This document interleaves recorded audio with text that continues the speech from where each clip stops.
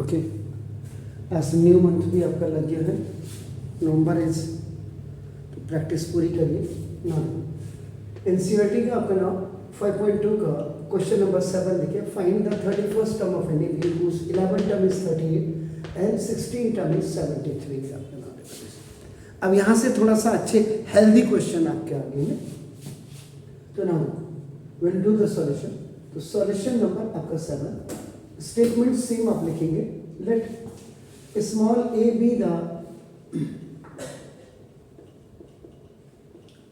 First term of an AP and small d is the common difference. These lines or these statements you have to write up in every questions which is related to AP आपका नाम because अब इसके बाद देखिएगा आपका नाम, तो आपको फर्स्ट कंडीशन देखिए आपका नीचे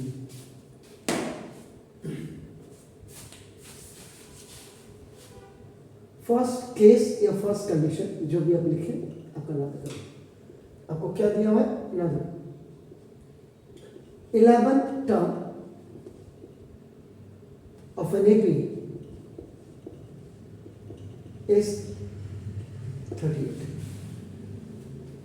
11 टर्म का मतलब आपका क्या होगा, A11 देखिए, 11 टर्म का मतलब A11 इज इक्वल टू आपका नाम 38। तो A11 को आप क्या लिख सकते हैं, what you can write it, A plus 10D is equal to आपका नाम 38। ये फर्स्ट इक्वेशन हो गया आपके। Then you will go for the second condition, तो सेकंड केस या सेकंड कंडीशन आपका नाउ अब देखिएगा 16 term of an AP is now 73। तो 16 टर्म का मतलब A16 इज इक्वल टू 73। तो 16 टर्म को आप क्या लिखेंगे, what you can write 16 term, okay that's good, very nice. A plus 15D is equal to आपका नाम देखो 73। This is your second question, this is second equation. तो फर्स्ट इक्वेशन ये देखिए आपका नाम, एंड सेकंड इक्वेशन। तो these both question are आपका नाम in two variables, one variable is A, the another variable is T। जैसे आपका क्या करते थे, देखो आपका A1x plus B1y is equal to आपका C1 और A2x plus B2y is equal to C2। Linear equation in two variable, ये कब था, जब constant is on right hand side जब होता है, तो ये मंजीत सिंह सर का आपका मेथड है। और एनसीईआरटी आपकी क्या कहती थी, A1x plus B1y plus C1 is equal to 0 and A2x और plus B2y और plus C2 is equal to 0। NCERT में और इसमें थोड़ा सा ये फर्क है, 12, no problem at all. Now you have the 7 methods आपका ना to solve two equations आपका ना। The first one method is आपका eliminating method। तो generally the children they are using आपका ना the eliminating method। Why? Because that's depend upon the coefficient आपका ना। So A has one coefficient, A has one coefficient, so that's why आपका ना it's very easier to calculate these all। तो पहला method आपका ना देखो ना, तो यहाँ पे आप लिखेंगे solving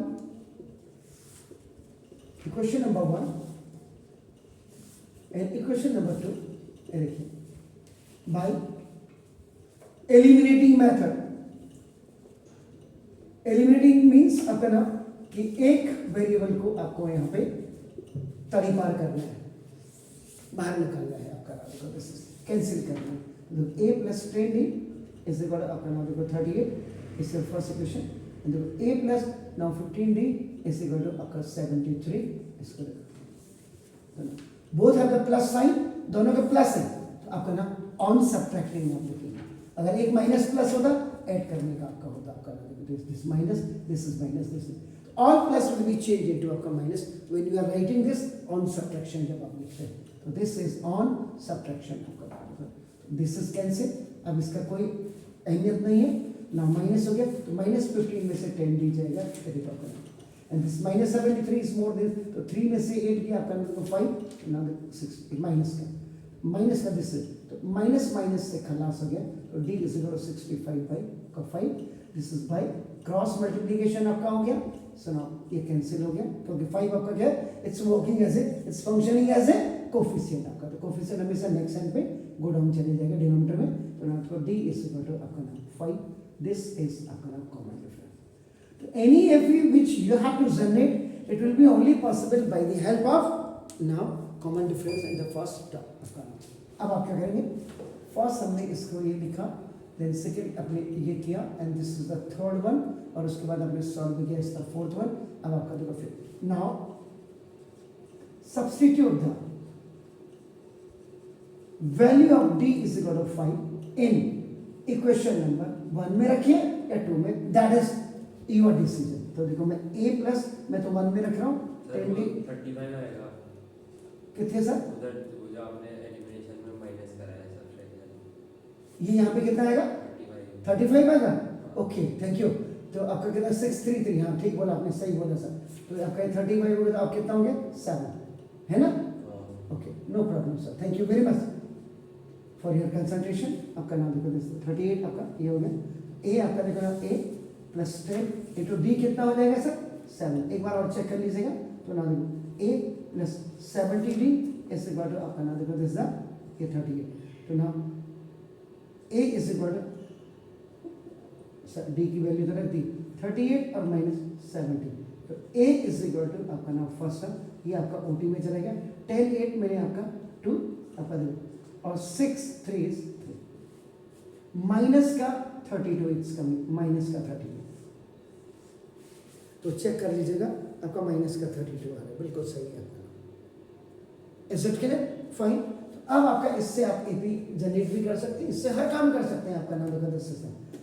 अगर आपको लॉजिक बहुत क्लियर है ना, तो क्वेश्चन आपका एक ये दिया हुआ, आपने इसको सॉल्व करना है, और उसके बाद आप कई चीजें इसमें निकाल सकते हैं, कई चीजों का मतलब कई आपका इसके पार्ट्स आप निकाल सकते हैं।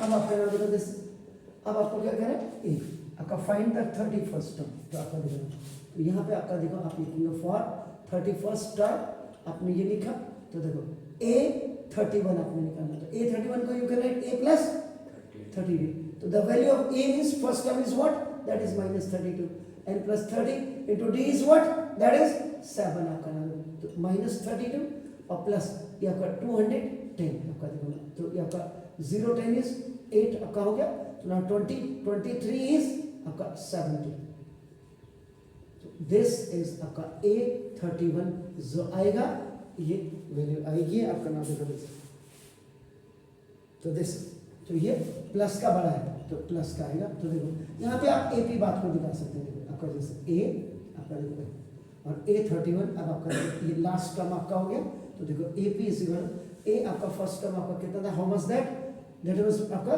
ना माइनस 32, और आपका देखो ना दिस, तो ये प्लस का 178 इट विल कम आपका देखो, तो दिस इज योर आंसर।